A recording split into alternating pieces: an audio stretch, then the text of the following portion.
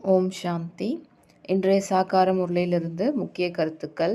இன்றைய முரளியின் தேதி 2/7/2025. ஷிபாபா சொல்கிறாங்க, இனிமையான குழந்தைகளே, நீங்கள் டபுள் அஹிம்சாவாதிகள், ஆன்மீக சேனைகள். நீங்கள் ஸ்ரீமத் படி உங்களது தெய்வீக ராஜாங்கத்தை ஸ்தாபிக்க வேண்டும். கேள்வி: ஆன்மீக சேவாதாரி குழந்தைகளாகிய நீங்கள் எந்த விஷயத்தின் எச்சரிக்கையை எல்லோருக்கும் கொடுக்கிறீர்கள்? பதில்: நீங்கள் இது அதே மகாபாரத போரின் நேரமாகும் என்று எல்லோருக்கும் எச்சரிக்கை கொடுக்கிறீர்கள். இப்பொழுது இந்த பழைய உலகம் அழியப் போகின்றது. தந்தை புது உலகத்தின் ஸ்தாபனை செய்வித்து கொண்டிருக்கிறார். விநாசத்திற்கு பிறகு வெற்றி முழக்கம் ஏற்படும். விநாசத்திற்கு முன்னதாக அனைவருக்கும் தந்தையின் அறிமுகம் எப்படி கிடைக்குமாறு செய்யலாம் என்பது பற்றி நீங்கள் தங்களுக்குள் ஒன்று சேர்ந்து ஆலோசிக்க வேண்டும். பாடல்: நீ இரவெல்லாம் உறங்கியே கழித்தாய். ஓம் சாந்தி. உயர்ந்ததிலும் உயர்ந்தவர் பகவான் ஆவார் என்பதை தந்தை புரிய வைத்து கொண்டு இருக்கின்றார். பிறகு அவரை உயர்ந்ததிலும் உயர்ந்த கமாண்டர் இன் சீஃப் என்று வேண்டுமானாலும் கூறலாம். ஏனெனில் நீங்கள் சேனைகள் அல்லவா? உங்களுடைய சுப்ரீம் கமாண்டர் யார்? ஷிபாபா. இங்கே 2 சேனைகள் இருக்குது. ஒன்று எல்லைக்குட்பட்டது ஸ்தூலப்படை, அது அந்த உலகாயப்படை.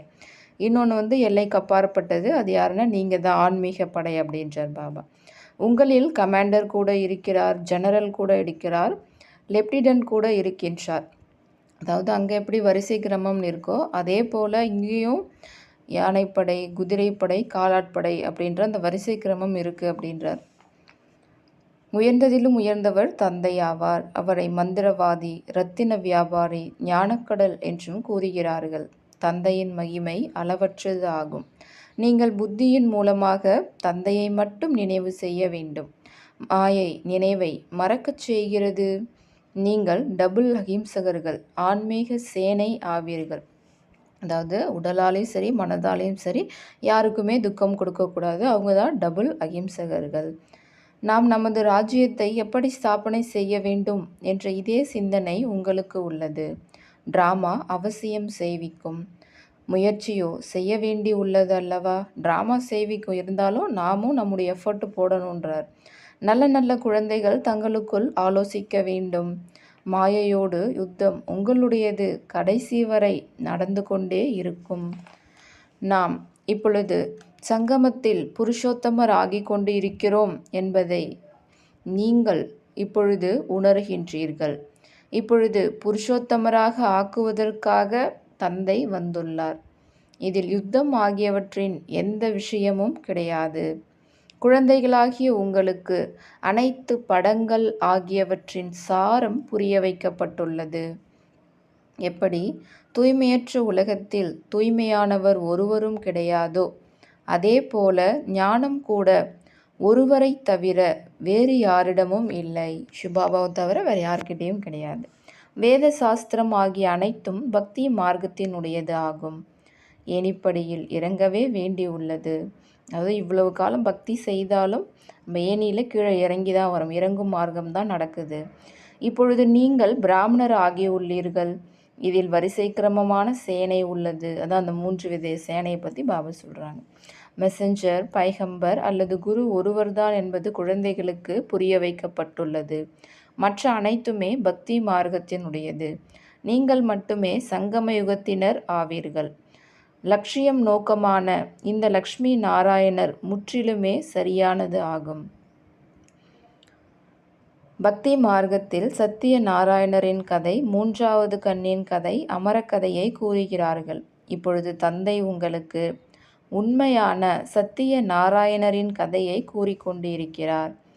பக்தி மார்க்கத்தில் இருப்பது கடந்த காலத்தின் விஷயங்கள். அதாவது எது நடந்து முடிஞ்சதோ அதுதான் பக்தியில் செலிப்ரேட் பண்ணுறாங்க. எப்படி யார் வாழ்ந்துட்டு போனாங்களோ அவங்களுக்கு தானே பிறகு கோவில்கள்லாம் கட்டுறாங்க. சத்தியுகத்தில், திரேதாயுகத்தில் வாழ்ந்த லக்ஷ்மி நாராயண், ராம், சீதா அவங்களுடைய கோவில்கள் தான் பிற்காலத்தில் கட்டப்படுது. அதுதான் பக்தி செய்கிறாங்க.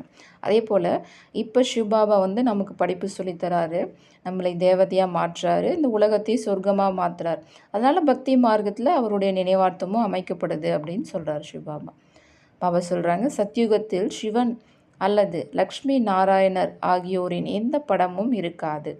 ஞானம் முற்றிலும் தனியானது, பக்தி தனியானதாகும். புதிய உலகம் ஸ்தாபனை ஆகிக் கொண்டு இருக்கிறது என்று குழந்தைகளாகிய உங்களுக்கு இப்பொழுது எவ்வளவு குஷி இருக்கின்றது. சுகதாமத்தின் ஸ்தாபனையின் பொருட்டு பாபா நமக்கு மீண்டும் டைரக்ஷன் அளித்து கொண்டு இருக்கின்றார். அதில் கூட தூய்மையாகுங்கள் என்ற முதல் டைரக்ஷன் அளிக்கின்றார். நல்ல நல்ல குழந்தைகள் தங்களுக்குள் ஒன்று சேர்ந்து சேவையை எப்படி அதிகரிக்கலாம், ஏழைகளுக்கு எப்படி செய்தி அளிக்கலாம் என்று ஆலோசிக்க வேண்டும். தந்தையோ முந்தைய கல்பத்தைப் போல வந்துள்ளார். தன்னை ஆத்மா என்று உணர்ந்து தந்தையாகிய என்னை நினைவு செய்யுங்கள் என்று கூறுகிறார். ராஜாங்கம் அவசியம் ஸ்தாபனை ஆக வேண்டியுள்ளது. அவசியம் புரிந்து கொள்வார்கள். தேவி தேவதா தர்மத்தினராக இல்லை என்றால் புரிந்து கொள்ள மாட்டார்கள். விநாச காலத்தில் இறைவனிடம் அன்பில்லாத புத்தியுடையவர்களாக இருப்பார்கள். அவர் நமது தலைவர் என்பதை குழந்தைகளாகிய நீங்கள் அறிந்துள்ளீர்கள். எனவே நீங்கள் விகாரத்திலும் போகக்கூடாது, சண்டை சச்சரவும் செய்யக்கூடாது. உங்களுடைய பிராமண தர்மம் மிகவும் உயர்ந்தது ஆகும். அவர்கள் சூத்ர தர்மத்தினர். நீங்கள் உச்சி குடுமி, அவர்கள் கால். குடுமிக்கு மேலே இருப்பவர் உயர்ந்ததிலும் உயர்ந்த நிராகார பகவான் ஆவார். இந்த கண்களால் அவரை பார்க்க முடியாத காரணத்தால் விராட ரூபத்தில் குடுமி, அதாவது பிராமணர்கள் மற்றும் சிவபாபாவை காண்பிப்பது இல்லை. தேவதை, க்ஷத்ரியர், வைஷ்யர் மற்றும் சூத்ரர் என்று மட்டுமே கூறுகிறார்கள். யார் தேவதை ஆகிறார்களோ அவர்களே மீண்டும் புனர்ஜென்மம், அதாவது மறுபிறவி எடுத்து க்ஷத்ரியர், வைஷ்யர் மற்றும் சூத்ரர் ஆகிறார்கள். விராட ரூபத்தின் பொருள் கூட யாருக்கும் தெரியாது. இப்பொழுது நீங்கள் புரிந்துள்ளீர்கள். ஆத்மா பலவித வர்ணங்களில் வர்றதா விராட ரூபம். எனவே சரியான சித்திரத்தை உருவாக்க வேண்டும். சிவபாபாவும் காண்பிக்கப்பட்டுள்ளது மற்றும் பிராமணர்களையும் காண்பித்துள்ளீர்கள். இங்கே பாபா ஞானத்தில் உருவாக்கின படத்தை பற்றி சொல்லிட்டு இருக்காங்க. தன்னை ஆத்மா என்று உணர்ந்து தந்தையை நினைவு செய்யுங்கள் என்ற இந்த செய்தியை நீங்கள் இப்பொழுது அனைவருக்கும் அளிக்க வேண்டும். செய்தி அளிப்பது உங்களுடைய வேலையாகும். எப்படி தந்தையின் மகிமை அளவற்றதோ அதே போல பாரதத்திற்கும் கூட மிகுந்த மகிமை உள்ளது. இது கூட யாராவது 7 நாட்கள் கேட்டால்தானே புத்தியில் பதியும். அட, அரை கல்பம் கூப்பிட்டு கொண்டே வந்துள்ளீர்கள். இப்பொழுது அவர் பிராக்டிக்கலாக வந்துவிட்டுள்ளார். அதாவது முன்னாடி இருக்கார் நடைமுறையில். அப்போ இங்கே அவர் சொல்கிறத கேட்கலாம் இல்லை அப்படின்ற மாதிரி சொல்கிறார். ஏன்னா ஒரு சிலர் சொன்னால் எனக்கு டைம் இல்லைன்னு சொல்கிறாங்க. அதுக்காக பாபா சொல்கிறாங்க. படிப்பு ஆரம்பித்த உடனேயே நிச்சயம் ஏற்பட்டது. அதாவது நம்ம பக்தி மார்க்கத்தில் யாரை கூப்பிட்டோமோ அவரே இப்போ வந்துட்டார், அந்த பிரியதர்ஷன் வந்திருக்காரு அப்படின்ற அந்த நிச்சயம் ஏற்படுமா கேட்கும் பொழுதே. யாரை நீங்கள் அழைத்து கொண்டு இருந்தீர்களோ அவசியம் ஏதாவது ஒரு ஷரீரத்தில் வந்திருக்கக்கூடும். அவருக்கு தனக்கென்று ஷரீரமோ கிடையாது. நான் இவருக்குள் பிரவேசம் செய்து குழந்தைகளாகிய உங்களுக்கு சிருஷ்டி சக்கரத்தின் படைப்பவர் மற்றும் படைப்பின் ஞானத்தை தருகிறேன் என்று தந்தை கூறுகிறார். இது கல்வியாகும். மிகவும் சுலபமாக ஆக்கி புரிய வைக்கின்றார். நான் உங்களை எவ்வளவு செல்வந்தர்களாக ஆக்குகிறேன் என்று பாபா கூறுகிறார். கல்ப கல்பமாக உங்களைப் போல தூய்மையானவர்கள் மற்றும் சுகமானவர்கள் வேறு யாரும் கிடையாது. குழந்தைகளாகிய நீங்கள் இச்சமயம் அனைவருக்கும் ஞான தானம் அளிக்கிறீர்கள். தந்தை உங்களுக்கு இரத்தினங்களின் தானம் அளிக்கிறார். நீங்கள் மற்றவர்களுக்கு அளிக்கிறீர்கள். பாரதத்தை சொர்க்கமாக ஆக்குகிறீர்கள். என் ஒருவனை நினைவு செய்யுங்கள் என்று இப்பொழுது சிவ தந்தை கூறுகிறார். கிருஷ்ணரோ கூற முடியாது. அவரோ இளவரசராக இருந்தார், சத்யுகத்தில் இருந்தார். நீங்களும் இளவரசராக ஆகிறீங்க. சத்யுக திரேதாவில் பவித்திர இல்லற மார்க்கம் இருக்கும். பவித்திர இல்லற மார்க்கத்தினரின் ராஜ்யம் நடக்கின்றது. பிறகு ஏற்படுவது தூய்மையற்ற இல்லற மார்க்கம். பாதி பாதி ஆகும் அல்லவா? பகல் மற்றும் இரவு லட்சக்கணக்கான வருடங்களின் விஷயமாக இருந்திருந்தால் பிறகு பாதி பாதியாகவோ ஆக முடியாது. லட்சக்கணக்கான வருடங்களாக இருந்திருந்தால் உண்மையில் தேவதா தர்மத்தினராக இருந்து தங்களை இந்து என்று அழைத்து கொள்பவர்களின் எண்ணிக்கையோ மிகவும் அதிகமாக இருக்க வேண்டும். அதாவது அந்த சத்தியுகத்திலே லட்சக்கணக்கான வருஷம்னு சொன்னாங்கன்னா அப்போ இன்னும் பல திரேதாயுகம் துவாபரயுகம்லாம் இன்னும் அதிகமாகும் இல்லைங்களா? அப்போ அங்கே தேவதா தர்மத்தில் இருந்து இந்துவாக கன்வெர்ட்டுன்னு அவங்க பேரை மாற்றிக்கிறாங்க இல்லைங்களா? அப்போ அந்த இந்து தர்மத்தினுடைய எண்ணிக்கை அதிகமாக தானே இருக்கணும். ஆனால் அப்படி பார்த்தா கம்மியாக இருக்குது அப்படின்றார். மற்ற தர்மத்தை சேர்ந்தவங்க தான் எண்ணிக்கை அதிகமாக இருக்குது இப்பொழுது. ஏன்னா தேவதா தர்மத்தை சேர்ந்த ஆத்மாக்கள் மற்ற தர்மத்தில் ட்ரான்ஸ்ஃபர் ஆகி போயிட்டாங்க. அதனால் இந்து தர்மம் கம்மியாக இருக்குது. ஆக்சுவலாக அது இந்துன்னு கிடையாது, தேவதா தர்மம் தான். அந்த பதீத்தமாகிற காரணத்தினால தன்னை தேவதைன்னு சொல்லிக்க முடியாமல் நம்மளே நாமே இந்துன்னு சொல்லிக்கிட்டோம். அதான் சொல்கிறாங்க பாபா. அப்போ கவுண்டிங் அதிகமாக தானே இருக்கணும். இப்போவும் பார்த்தீங்கன்னா அந்த பாப்புலேஷன்லாம் கணக்கெடுத்துகிட்டே இருக்காங்க இல்லைங்களா ஒவ்வொரு வருஷமும். அதான் நாடகத்தில் பொருந்தி இருக்கு அப்படின்றார். மீண்டும் நடக்கும் மரணம் எதிரிலேயே உள்ளது. இது அதே மகாபாரத போராகும். எனவே தங்களுக்குள் ஒன்று சேர்ந்து சேவையின் திட்டம் தீட்ட வேண்டும். சேவை செய்து கொண்டே இருக்கிறீர்கள். புது புது படங்கள் வெளிப்படுகின்றன. கண்காட்சி கூட செய்கிறீர்கள். நல்லது. பின் என்ன செய்யலாம்? ஆன்மீக மியூசியம் அமையுங்கள். சுயம் தாங்களே பார்த்துவிட்டு சென்றார்கள் என்றால் மற்றவர்களை அனுப்புவார்கள். ஏழைகள் அல்லது பணக்காரர்கள் தர்மத்திற்கென்று ஒதுக்குகிறார்கள் அல்லவா? பணக்காரர்கள் அதிகமாக ஒதுக்குவார்கள். இங்கும் அவ்வாறே. ஒருவர் 1000 தருவார், ஒருவர் குறைவாக. ஒருவரோ 2 ரூபாய் கூட அனுப்பிவிடுகிறார். 1 ரூபாய்க்கு செங்கல் வாங்குங்கள் என்று கூறுவார். 1 ரூபாயை 21 பிறவிகளுக்கு சேமிப்பு செய்து விடுங்கள் என்பார். இது இருப்பது மறைமுகமாக. ஏழைகளுடைய 1 ரூபாய் பணக்காரர்களுடைய 1000 ரூபாய்க்கு சமமானதாக ஆகிவிடுகின்றது. ஏழைகளிடம் இருப்பதே கொஞ்சம். பின் என்ன செய்ய முடியும்? கணக்கு உள்ளது அல்லவா? இப்பொழுது என்ன செய்ய வேண்டும்? தந்தைக்கு உதவி செய்ய வேண்டும். தந்தை அதற்கு பதிலாக 21 பிறவிகளுக்கு கொடுக்கின்றார். தந்தை ஏழைகளுக்கு உதவி செய்கின்றார். பாபா சொல்கிறாங்க, குழந்தைகளே, தேகத்தின் எல்லா தர்மங்களையும் தியாகம் செய்து ஒரு தந்தையை நினைவு செய்யுங்கள் என்று நிராகார தந்தை கூறுகின்றார். இந்த பிரம்மா கூட படைப்பு ஆவார் அல்லவா? பிரம்மா யாருடைய குழந்தை? யார் படைத்தார்? சிவபாபாவுடைய குழந்தை. சிவபாபா தான் படைக்கிறார். எப்படின்னா அவர் ஃபஸ்ட்டு தத்தெடுக்கிறார், அடாப்ட் பண்ணுறார். பிரம்மா விஷ்ணு சங்கரனை எப்படி படைக்கின்றார் என்பது கூட யாருக்கும் தெரியாது. தந்தை சத்தியமான விஷயத்தை புரிய வைக்கின்றார். பிரம்மா கூட அவசியம் மனித படைப்பில்தான் இருப்பார். பிரம்மாவின் வம்சாவளி பாடப்பட்டுள்ளது அல்லவா? பகவான் மனித சிருஷ்டியின் படைப்பை எப்படி படைக்கின்றார் என்பது யாருக்குமே தெரியாது. பிரம்மாவோ இங்கு வேண்டும் அல்லவா? யாருக்குள் நான் பிரவேசம் செய்துள்ளேனோ அவர் கூட அநேக பிறவிகளின் கடைசியில் இருப்பவர் ஆவார் என்று தந்தை கூறுகின்றார். இவர் முழுமையாக 84 பிறவிகள் எடுத்துள்ளார். ஏன் இவருடைய உடலை சூஸ் பண்ணுறாங்க அப்படின்னு மற்றவங்க எல்லாம் கேட்டாங்கன்னா அதுக்காக பாபா சொல்கிறார், இவர் தான் முழுசாக அவருடைய 84 பிறவியை முடிச்சிருக்காரு, அதனால தான் நான் இவருடைய உடலில் வரேன் அப்படின்னு சொல்லுவார். பிரம்மா ஒன்றும் கிரியேட்டர் கிடையாது. பிரம்மா ஒன்றும் படைப்பவர் கிடையாது. படைப்பவர் ஒரே ஒரு நிராகாரமான சிவ தந்தை தான். ஆத்மாக்கள் கூட நிராகாரமானவர்களே ஆவார்கள். அதுவோ அனாதியாகும். அதாவது ஆத்மாவை யாருமே படைக்கல, அது அனாதியானதுன்றார். நீங்கள் ராஜரிஷி ஆவீர்கள். ஆரம்பத்தில் சந்நியாசம் செய்து கூட இருக்க முற்பட்டீர்கள். எனவே பெயர்களை மாற்றம் செய்து விட்டார்.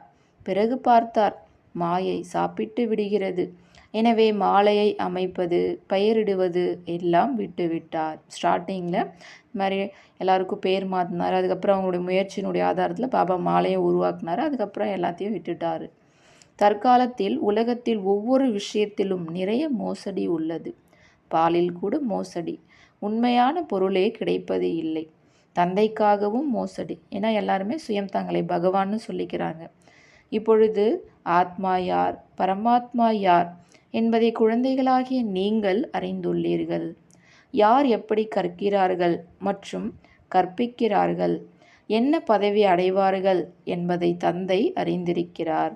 நாம் தந்தை மூலமாக உலகத்தின் கிரீடமணிந்த இளவரசன் ஆகிக் கொண்டு இருக்கின்றோம் என்ற நிச்சயம் உள்ளது என்றால் அதுபோல முயற்சி செய்து காண்பிக்க வேண்டும். நாம் கிரவுன் பிரின்ஸ் ஆனோம், அதாவது உலகத்தின் கிரீடமணிந்த இளவரசனான ஆனோம். பிறகு 84 பிறவியினுடைய சக்கரத்தை சுற்றி வந்தோம். இப்பொழுது மீண்டும் அதுபோல ஆகிறோம். இது நரகமாகும், இதில் எதுவுமே இல்லை. பிறகு தந்தை வந்து களஞ்சியங்களை நிரப்பி கஷ்டம், அதாவது துக்கத்தை நீக்கி விடுகின்றார். இங்கு பொக்கிஷங்களை நிரப்பிக்கொள்வதற்காக வந்துள்ளீர்கள் அல்லவா என்று நீங்கள் எல்லோரையும் கேளுங்கள். அல்லது இனிமையிலும் இனிமையான காணாமல் போய் வெகுகாலம் கழித்து கண்டெடுக்கப்பட்ட குழந்தைகளுக்கு தாய் தந்தை பாப்தாதாவின் அன்பு நினைவுகள் மற்றும் காலை வணக்கம். ஆன்மீக குழந்தைகளுக்கு ஆன்மீக தந்தையின் நமஸ்காரம், ஆன்மீக தந்தைக்கு ஆன்மீக குழந்தைகளின் நமஸ்காரம். தாரணைக்கான முக்கிய சாரம். முதல் பாயிண்ட், தந்தை உலகிற்கு அதிபதியாக ஆக்குவதற்கான கல்வியை கற்பிக்க வந்துள்ளார்.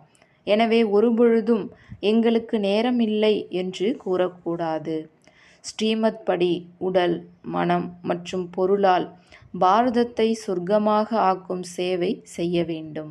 2வது பாயிண்ட், தங்களுக்குள் மிகவுமே இனிமையிலும் இனிமையான ஞானத்தின் விஷயங்களை கேட்க வேண்டும் மற்றும் கூற வேண்டும். Hear no evil, talk no evil, see no evil என்ற தந்தையினுடைய இந்த கட்டளை எப்பொழுதும் நினைவில் இருக்கட்டும். அதாவது தீயதை கேட்காதீர்கள், தீயதை பேசாதீர்கள், தீயதை பார்க்காதீர்கள் என்ற தந்தையினுடைய இந்த கட்டளை எப்பொழுதும் நினைவில் இருக்கட்டும். பாபா வரதானம் தராங்க. எல்லைக்கு உட்பட்ட அனைத்து ஆசைகள் மீதும் வெற்றி பெறக்கூடிய காமத்தை வென்ற உலகத்தை வென்றவர் ஆகுக. விளக்கம்: எல்லைக்கு உட்பட்ட ஆசைகள் அனைத்தும் காம விகாரத்தின் அம்சமாகும்.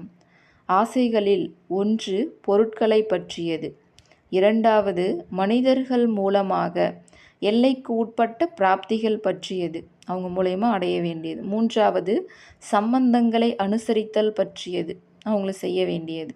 4வது சேவா பாவனையில் எல்லைக்குட்பட்ட ஆசைகளின் உணர்வு. இந்த 4 விஷயத்தை சொல்கிறார். எந்த ஒரு மனிதர் அல்லது பொருள் மீதும் விசேஷமாக கவரப்படுவது, அதாவது ஆசை கிடையாது, ஆனால் பிடிச்சிருக்கு, இது நல்லா இருக்குன்னு சொல்கிறோம் இல்லைங்களா. பாபா சொல்கிறாங்க இதுவும் காம விகாரத்தின் அம்சம்தான். எப்பொழுது இந்த சூட்ச்ம அம்சமும் கூட முடிந்து போகிறதோ அப்பொழுது காமத்தை வென்று உலகத்தை வென்றவர் என சொல்வார்கள்.